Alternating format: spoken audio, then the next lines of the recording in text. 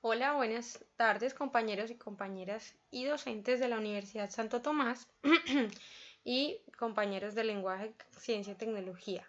Mi nombre es Yanis Lizeth Rondón Franco, soy estudiante de licenciatura en inglés y hoy quiero presentarles mi análisis del lenguaje y la comunicación y la manipulación mediática. Bienvenidos. Como introducción, aludo a las palabras de Miguel Ruiz, que dicen: la mente humana es como un campo fértil en el que continuamente se están plantando semillas, opiniones, ideas y conceptos. Una mínima información errónea puede estropear la comunicación entre las personas e infectar a todos aquellos que toca de manera contagiosa. A través de esta frase quiero dar inicio al análisis, invitándolos a pensar en el poder de las palabras y en toda la capacidad que tenemos a través del lenguaje, tanto de crear como de destruir nuestra propia realidad y también asimismo la de los demás. El poder del lenguaje y la comunicación. Por medio de esta presentación y este análisis, lo que buscamos es identificar cómo describir las características y los efectos de la comunicación y su relación con el lenguaje. ¿Cómo vamos a realizar esto? A través del análisis de tres autores, uno de ellos Miguel Ruiz.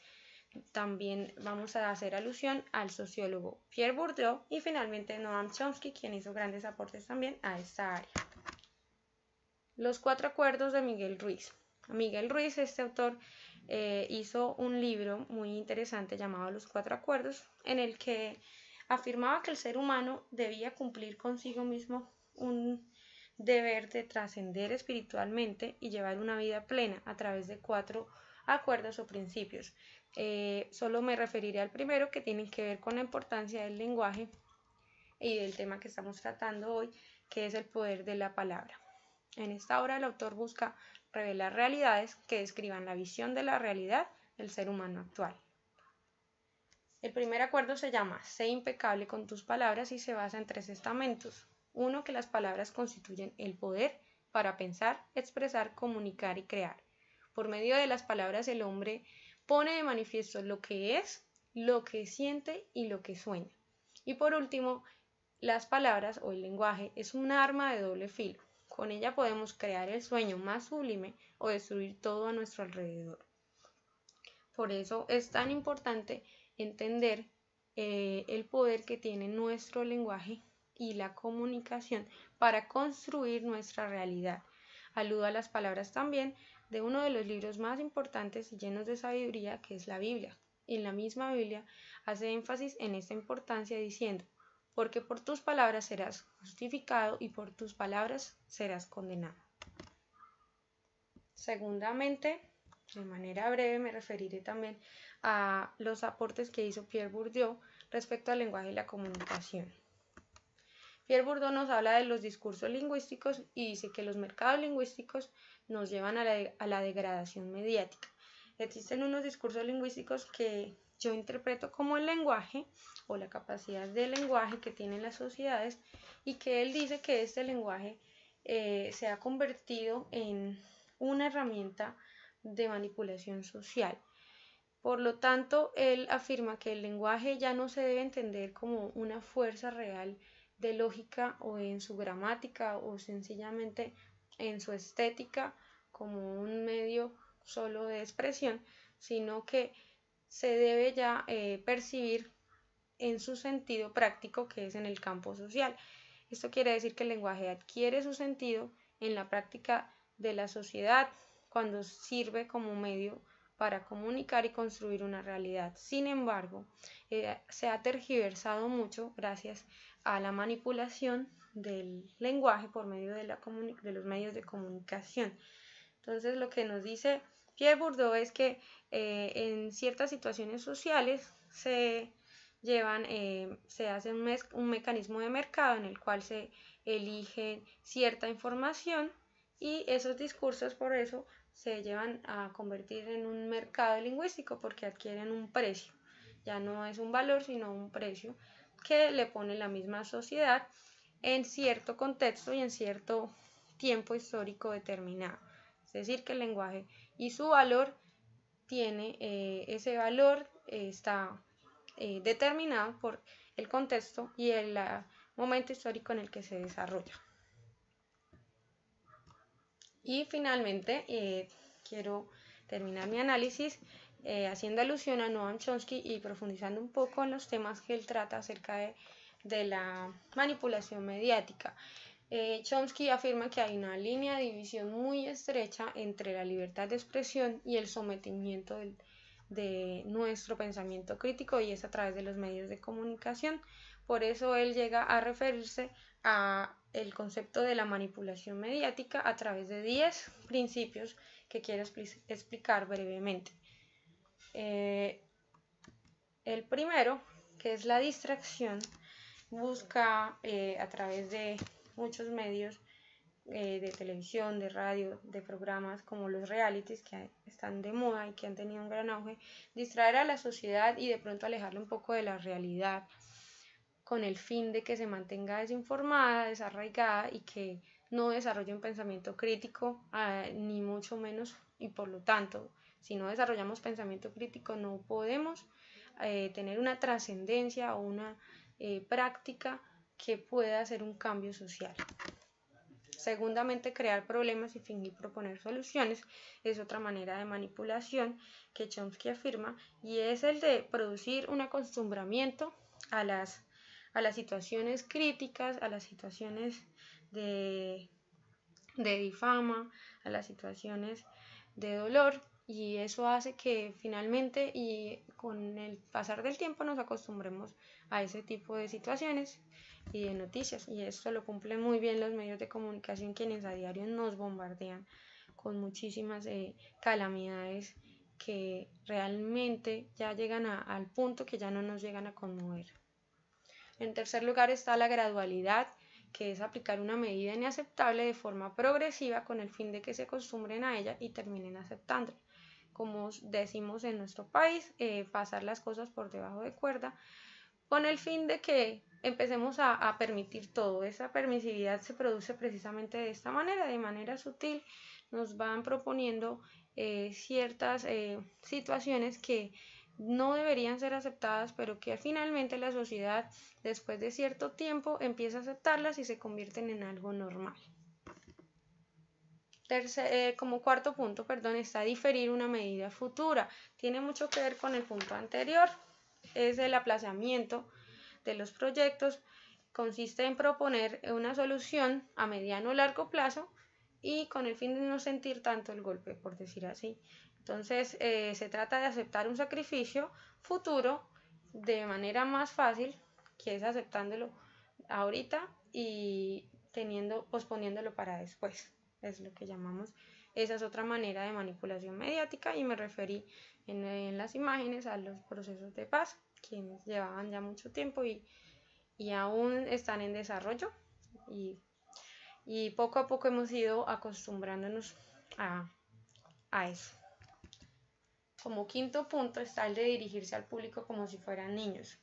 La idea es que la gente se vuelva tan vulnerable como un niño, de tal forma que pueda ser manipulado fácilmente y elimine todo pensamiento crítico, de tal manera que pueda satisfacer las necesidades de los medios.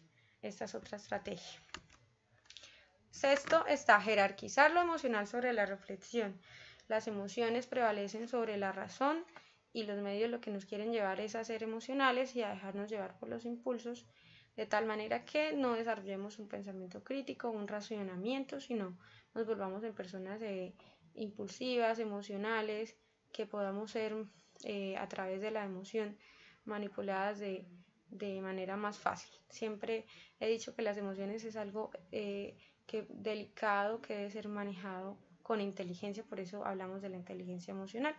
Sin embargo, lo que nos enseña la cultura y los medios es a que nos dejemos llevar por nuestros instintos y por nuestras emociones primeramente, y que según eso esa es la felicidad. Séptimo, mantener al público en la ignorancia y la mediocridad. Esto es súper importante. Pienso que la ignorancia y la mediocridad se han convertido en una cultura en nuestro país. Sin embargo, pues el ejemplo lo di con el actual presidente de Venezuela, porque pienso que también es un ejemplo de cómo las palabras sin sentido, las palabras huecas, las palabras vacías, pueden llegar a hacer un daño tan grande a una sociedad y cómo pueden llegar a manipular tanto a tal manera que se vuelven válidas y se vuelven legítimas a pesar de lo absurdas que pueden llegar a ser. Daré un corto ejemplo de este tema.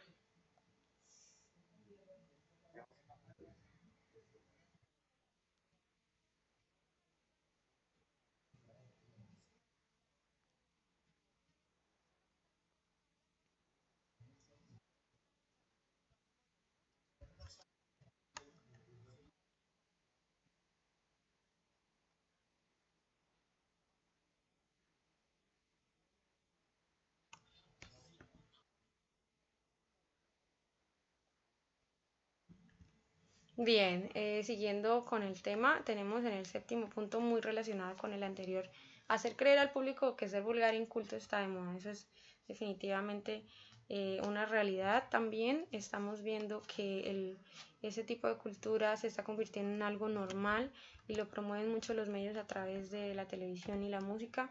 Pienso que la música ha sido un factor que ha marcado muchísimo este tema de la mediocridad y de la ignorancia, y como mayor representante identificado, por ejemplo, a uno de los iconos de nuestro país, quien como persona fue un pésimo ejemplo y en muchas de las letras de sus canciones reflejaba esa filosofía de machismo que siempre promovió a través de sus canciones. Otra vez en el reggaetón, vemos acá un pequeño corto de lo que el reggaetón puede llegar a ser también y cómo ha degradado tanto la manera de pensar de nosotros.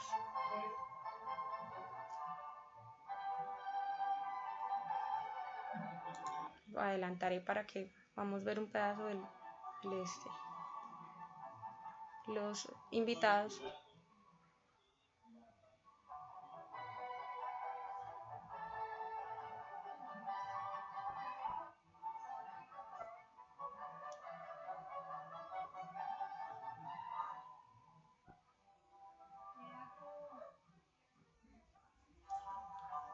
Así es, eso es reggaetón y así es como suena sin música, definitivamente. Ridículo. Bien, siguiendo con el tema, el noveno punto dice reforzar el sentimiento de autoculpabilidad.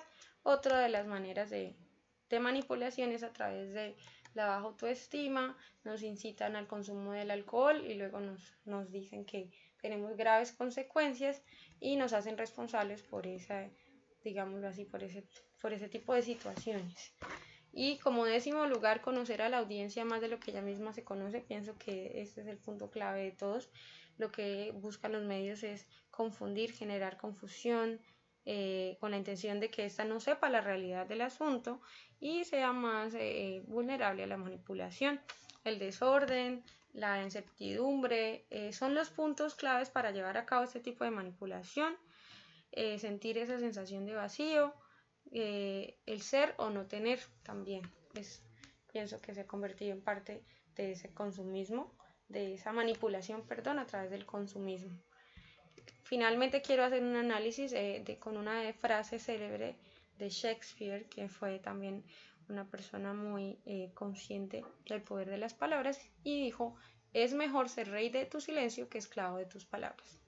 Con esto quiero resumir que el poder de las palabras es muy grande y por lo tanto debemos saber utilizarlo de manera adecuada para construir no solo nuestra realidad, sino tenemos que ser conscientes que el lenguaje construye realidades individuales, pero también construye una sociedad. Por lo tanto, debemos poner esa parte de nosotros para ayudar a que esa realidad sea revelada claramente y no tergiversada. Muchas gracias, espero que haya sido de aporte toda esta reflexión y los invito a hacer sus comentarios.